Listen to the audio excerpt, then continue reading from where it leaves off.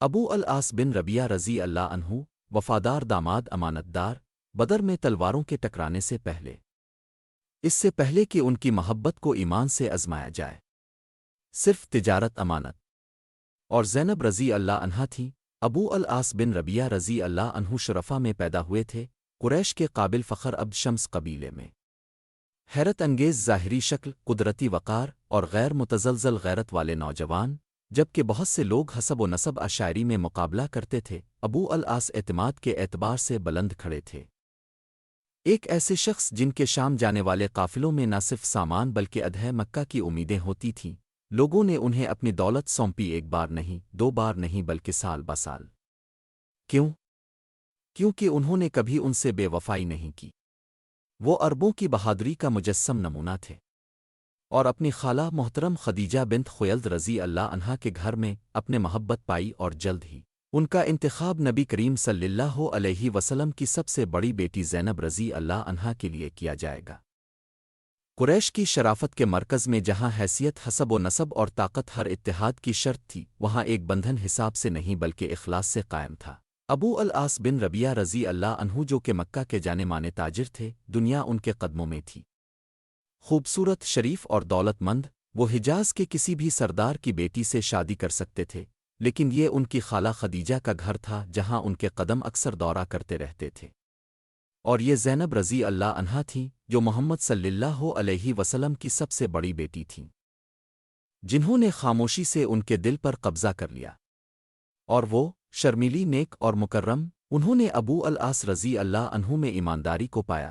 جب یہ تجویز پیش کی گئی تو رسول اللہ صلی اللہ علیہ وسلم ہچکچائے۔ انہیں ابو العاص رضی اللہ عنہ کی سیرت میں شک نہیں تھا، لیکن کیونکہ کچھ سامنے آنے والا ہے، ایک پیغام، ایک وحی، ایک امتحان ابھی آنا ہے، پھر بھی شادی مقرر ہو گئی۔ اور یہ کیسی شادی تھی؟ زینب رضی اللہ عنہا کی شادی سادگی سے ہوئی لیکن خوشی سے بھرپور، محبت، سخاوت اور احترام سے بھرا گھر۔ حضرت زینب رضی اللہ عنہا گھر سنبھالتیں، ابو العاص رضی اللہ عنہ گھر تجارت لے کر آتے۔ نہ محلات تھے، نہ نوکر، نہ دھوم دھام، صرف ایک وفادار شادی کی مستحکم تال۔ ان کی محبت حقیقی تھی، ان کا اتحاد غیر متزلزل تھا، لیکن جلد ہی ان کی آزمائش اس عظیم ترین وحی کے ذریعے کی جائے گی جسے دنیا نے کبھی نہیں دیکھا تھا۔ برس بیت گئے اور وحی نازل ہوئی، محمد صلی اللہ علیہ وسلم نبی مبعوث ہوئے۔ زینب رضی اللہ عنہا پہلے اسلام قبول کرنے والوں میں سے تھیں، لیکن ان کے شوہر ابو العاص رضی اللہ عنہ اگرچہ دیانتدار اور شریف تھے، نے اپنے آباء و اجداد کے دین پر قائم رہنے کا انتخاب کیا۔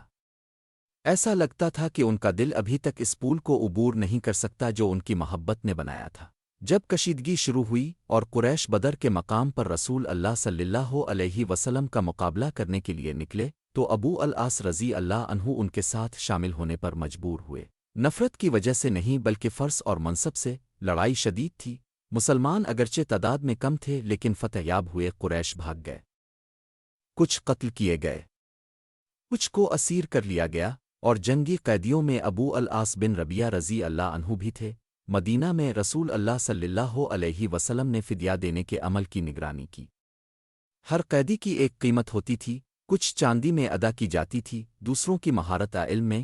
پھر مکہ سے کپڑے کا ایک چھوٹا تھیلا آیا، زینب رضی اللہ عنہا کی طرف سے بھیجی گئی، جو ان کے دیور لائے تھے، جس میں ایک ہار تھا، وہی ہار جو خدیجہ رضی اللہ عنہا نے اپنی بیٹی کو ان کی شادی کے دن تحفے میں دیا تھا۔ محبت کی علامت، میراث کا ایک نشان۔ نبی کریم صلی اللہ علیہ وسلم نے جب اسے دیکھا تو اب دیدہ ہو گئے۔ انہیں خدیجہ رضی اللہ عنہا یاد آئیں، ان کی گرمجوشی، ان کا ایمان، ان کی موجودگی۔ ان کی آنکھیں آنسوؤں سے بھر گئیں اور ان کا دل یادوں سے بھر گیا۔ وہ صحابہ کرام رضوان اللہ اجمعین کی طرف متوجہ ہوئے اور فرمایا، زینب نے یہ فدیہ بھیجا ہے، اگر تم مناسب سمجھو تو اس کے شوہر کو آزاد کر دینا اور اس کا ہار بھی واپس کر دینا۔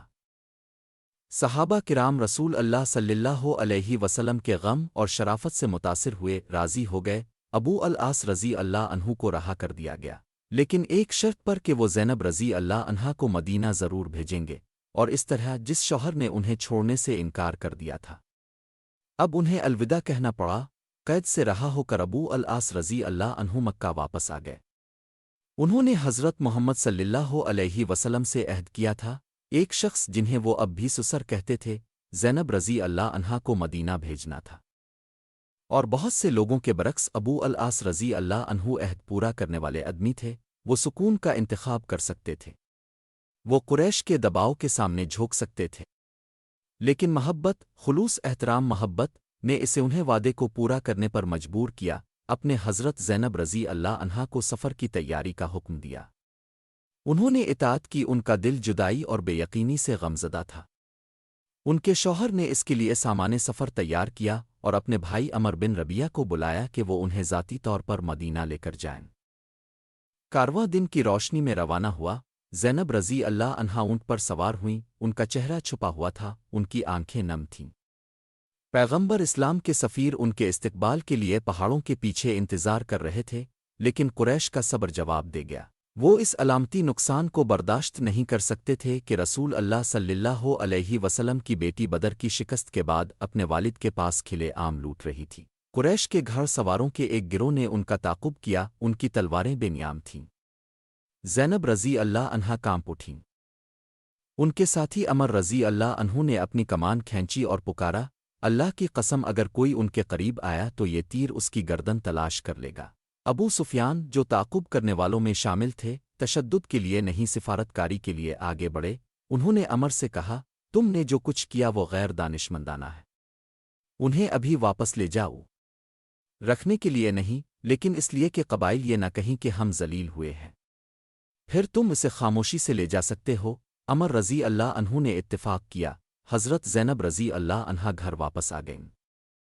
جذبات ناقابلی برداشت تھے، لیکن وعدہ ایک وعدہ ہے۔ چند راتوں کے بعد خاموشی اور تاریکی میں زینب رضی اللہ عنہا کو دوبارہ اونٹ پر بٹھا دیا گیا، اور اس بار وہ بحفاظت مدینہ میں اپنے والد کے پاس پہنچ گئیں۔ زینب رضی اللہ عنہا اور ابو العاص رضی اللہ عنہ اب الگ الگ معاشرے میں تھے، محبت سے بندھے ہوئے، ایمان سے پھٹے ہوئے، حالات سے الگ، لیکن کہانی ختم ہونے سے بہت دور تھی۔ سال گزر گئے، زینب رضی اللہ عنہا مدینہ منورہ میں رہتی تھیں۔ ایک مومن رسول اللہ صلی اللہ علیہ وسلم کی بیٹی، اکیلی عورت، اپنے شوہر سے اس لکیر سے الگ ہو گئی جو دین نے کھینچی تھی۔ پھر بھی انہوں نے دوبارہ شادی نہیں کی، اور نہ ہی ابو العاص رضی اللہ عنہ سے ان کی محبت ختم ہوئی۔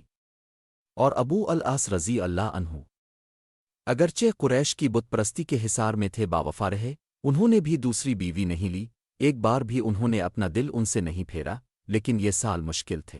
مکہ مکرمہ میں ابو العاص رضی اللہ عنہ نے اپنے بیٹے علی کو دفن کیا جو بچپن میں ہی فوت ہو گیا تھا، صرف ان کی بیٹی امامہ رضی اللہ عنہا باقی رہے۔ رات کو شاید وہ اپنے گھر کے دروازے کے پاس کھڑے ہو کر زینب رضی اللہ عنہا کی آواز کو یاد کرتے ہوں گے جو اب صرف صحرا کی ریت میں گونج رہی ہے۔ ان کی غیر موجودگی میں انہوں نے تعریفی اشعار لکھے، اس قسم کی محبت جو بلند آواز گھمنڈ والی نہیں تھی بلکہ خاموش ثابت قدم پائیدار تھی۔ مجھے زینب یاد ہے جب وہ یہاں تھی، میں نے حرم کے قریب رہنے والی سے کہا، پانی قابل اعتماد کی بیٹی کے لیے اللہ اسے اجر دے، وہ نیک ہے اور ہر شوہر اسی چیز کی تعریف کرتا ہے جسے وہ جانتا ہے، جو شاعری ہمیشہ نہیں کہہ سکتی ایمان سمجھتا ہے۔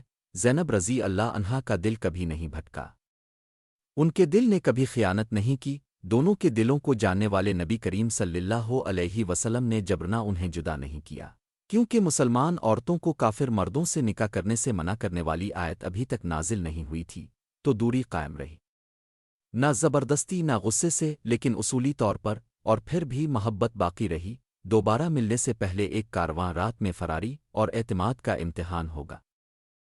ابو العاص رضی اللہ عنہ کو زینب رضی اللہ عنہا کو دیکھے کئی سال ہو گئے تھے، ملنے کی خواہش کے اور جدائی کے خاموشی کے برس، لیکن تقدیر اب شام اور مدینہ کے درمیان کی راہ پر اپنی لکیریں کھینچ رہی تھی۔ ابو العاص رضی اللہ عنہ نے ابھی شام کا ایک بڑا تجارتی سفر طے کیا تھا، ان کا قافلہ بہت بڑا تھا، 100 اونٹ، 170 آدمی، قریش کے امیروں کی طرف سے ان کے سپرد سامان۔ جیسے ہی قافلہ مدینہ کے قریب پہنچا، وہ اس بات سے بے خبر تھے کہ اللہ نے کوئی بڑا منصوبہ بنایا ہے، نقصان نہیں بلکہ ہدایت کا۔ ایک مسلمان چھاپا مار دستے نے خفیہ معلومات پر عمل کرتے ہوئے اچانک حملہ کیا، قافلے پر گھات لگا کر حملہ کیا گیا، تمام اونٹ ضبط کر لیے گئے۔ مردوں کو قید کر لیا گیا، لیکن ابو العاص رضی اللہ عنہ زخمی اور لرزتے ہوئے اندھیری صحرائی رات میں فرار ہو گئے، صرف ایک آواز کی یاد سے رہنمائی حاصل کر کے جسے انہوں نے کسی بھی چیز سے زیادہ یاد کیا تھا۔ انہوں نے اپنا راستہ بنایا مدینہ منورہ کی طرف، کسی قبیلے کی طرف نہیں، کسی سردار کی طرف نہیں، کسی سپاہ سالار کی طرف نہیں، لیکن ایک دروازے کی طرف۔ زینب رضی اللہ عنہا کا دروازہ، آدھی رات کا وقت تھا، گھر میں خاموشی تھی۔ انہوں نے دروازہ کھولا اور ہانپ گئیں۔ ان کے سامنے وہ شخص کھڑا تھا جن سے ان کی محبت کبھی کم نہ ہوئی تھی، دھول سے ڈھکا خون بہہ رہا اور شکست خوردہ مگر ٹوٹا ہوا نہیں۔ میں آپ کی پناہ چاہتا ہوں، انہوں نے کہا، اور بغیر کسی ہچکچاہٹ کے زینب رضی اللہ عنہا نے انہیں پناہ دے دی۔ تحفظ فراہم کرنا ہر مسلمان کا حق تھا، اور اس تحفظ سے ہر چیز کا رخ بدل جائے گا۔ اگلی صبح رسول اللہ صلی اللہ علیہ وسلم فجر کی امامت کے لیے تیار ہو کر صحابہ کرام کے سامنے کھڑے ہوئے۔ مسجد بھری ہوئی تھی۔ جیسے ہی نبی کریم صلی اللہ علیہ وسلم نے اللہ اکبر کہا، ایک عورت کی آواز پوری مسجد میں گونجی، اے لوگو! میں زینب ہوں، محمد کی بیٹی، میں نے ابو العاص ابن ربیہ کو پناہ دی ہے۔ مجمع جم گیا، یہاں تک کہ رسول اللہ صلی اللہ علیہ وسلم نے حیرت کے ساتھ نماز مکمل کی۔ پھر نبی صلی اللہ علیہ وسلم پلٹے اور صحابہ سے مخاطب ہوئے، کیا تم نے وہی سنا جو میں نے سنا؟ ہاں یا رسول اللہ، انہوں نے جواب دیا، اللہ کی قسم میں اس کے بارے میں کچھ نہیں جانتا تھا جب تک کہ میں نے جو کچھ تم نے سنا وہ نہ سنا، لیکن اگر زینب نے تحفظ دیا ہے تو ہم اس کی تعظیم کرتے ہیں۔ زینب رضی اللہ عنہا دل کی مضبوط ایمان میں عقلمند نے ابھی اسلام کے سب سے زیادہ طاقتور حقوق میں سے ایک کو پکارا تھا، اور نبی کریم صلی اللہ علیہ وسلم نے اس کی تصدیق کی، لیکن اس کے بعد وہ ایک نرم سچائی کے ساتھ ان کی طرف متوجہ ہوئے، ابو العاص کے لیے جگہ تیار کرو، لیکن اسے بتا دو کہ تم اس کے لیے حلال نہیں ہو۔ ایک مرد اور ایک عورت، ایک میاں بیوی، پھر بھی ایک لفظ، عقیدہ اسے الگ، لیکن وہ لفظ بدلنے ہی والا تھا۔ مدینہ پر سورج ابھی طلوع ہونا شروع ہوا تھا۔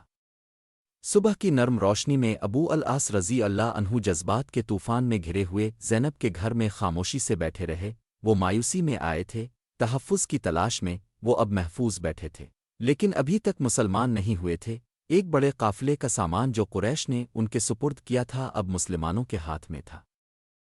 رسول اللہ صلی اللہ علیہ وسلم نے ان صحابہ کو بلوایا جنہوں نے چھاپے کے دوران سامان ضبط کر لیا تھا، پھر مجمع کے سامنے فرمایا، تم نے اس آدمی کا مال لے لیا ہے، اگر تم چاہو تو اسے واپس کر دو، اگر نہیں تو یہ تمہارا جائز حق ہے۔ جنگی غنیمت کے طور پر ایک آدمی بھی نہیں جھجکا، رسول اللہ ہم اسے واپس کر دیں گے۔ ایک آدمی نے کہا، ہر کھال، ہر بوتل، یہاں تک کہ لکڑی کا ٹکڑا بھی۔ ہمدردی، سالمیت اور اعتماد سے بھرپور کیسا یہ عمل تھا، لیکن اب سب کی نظریں ابو العاص کی طرف لگ گئیں۔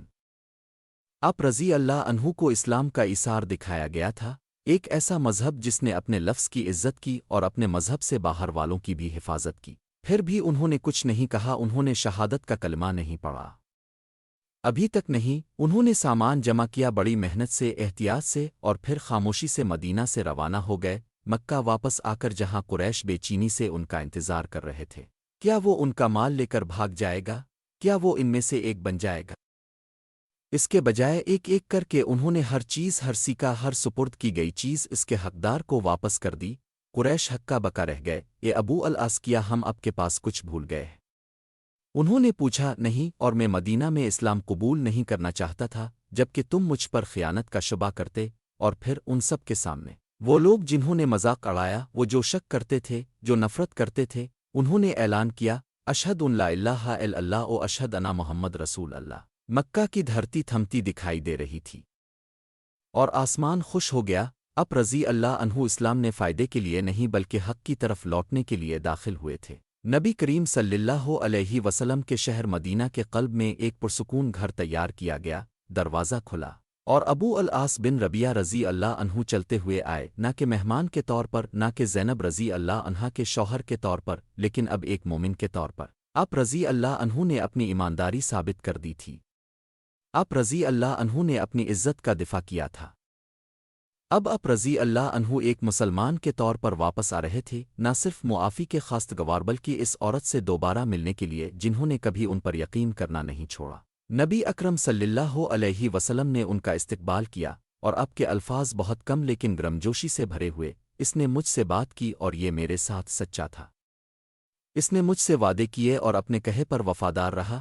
یہ ایک اصولی آدمی تھے، نہ صرف اب بلکہ ہمیشہ سے۔ اور پھر نبی کریم صلی اللہ علیہ وسلم نے دونوں کو دوبارہ ملانے کی اجازت دے دی، میاں اور بیوی، بغیر کسی دوبارہ نئے نکاح کی ضرورت کے، بغیر جہیز کے۔ زینب رضی اللہ عنہا اور ابو العاص رضی اللہ عنہ دو زندگیاں جو کبھی عقیدے کے اختلاف سے جدا ہوئی تھیں، اب اسلام میں شامل ہو گئیں۔ ان کی بیٹی امامہ رضی اللہ عنہا نے دیکھا، ان کی آنکھیں امید اور معصومیت سے پھیلی ہوئی تھیں۔ یہ کوئی افسانہ نہیں تھا، یہ محبت تھی جسے صبر سے پاک کیا گیا، آزمائش سے ازمایا گیا، ایمان کا تاج پہنایا گیا۔ لیکن قسمت نے ان کا اور امتحان لینا تھا۔ بمشکل 1 سال ہی گزرا تھا کہ زینب رضی اللہ عنہا بیمار ہو گئیں۔ جذباتی مشقت اور جدائی کے سالوں نے انہیں کمزور کر دیا تھا۔ ان کی بیماری طول پکڑتی رہی اور ایک دن جب ابو العاص رضی اللہ عنہ ان کے پاس بیٹھے تھے تو انہوں نے آخری بار کلمہ شہادت کی سرگوشی کی، اور اسی طرح وہ اپنے رب کی طرف لوٹ گئیں۔ ان کے والد حضرت محمد صلی اللہ علیہ وسلم کو بلایا گیا۔ وہ پہنچے، آنکھیں غم سے بھری ہوئی تھیں، اور اپنی بیٹی کو الوداعی بوسہ دیا، اے زینب میری پیاری بیٹی۔ انہوں نے سرگوشی کی، ان کا دل ایک بار پھر ٹوٹ گیا۔ اب صلی اللہ علیہ وسلم نے ان کی نماز جنازہ پڑھائی، اور ابو العاص رضی اللہ عنہ رو پڑے، اس کے لیے نہیں جو کھو گیا تھا بلکہ اس کے لیے جو مل گیا تھا، اور بہت جلد واپس لے لیا گیا۔ زینب رضی اللہ عنہا کے انتقال کے بعد ابو العاص ابن ربیہ رضی اللہ عنہ مدینہ میں ہی رہے، ایک ایسا شخص جو محبت سے بنا ہوا، نقصان سے داغدار لیکن یقین سے مضبوط۔ اب رضی اللہ عنہ ایک سوداگر تھے، لیکن اس سے بڑھ کر اب وہ گہرے غور و فکر کے آدمی تھے۔ اب لڑائیوں عظیم عہدوں میں شامل نہیں تھے۔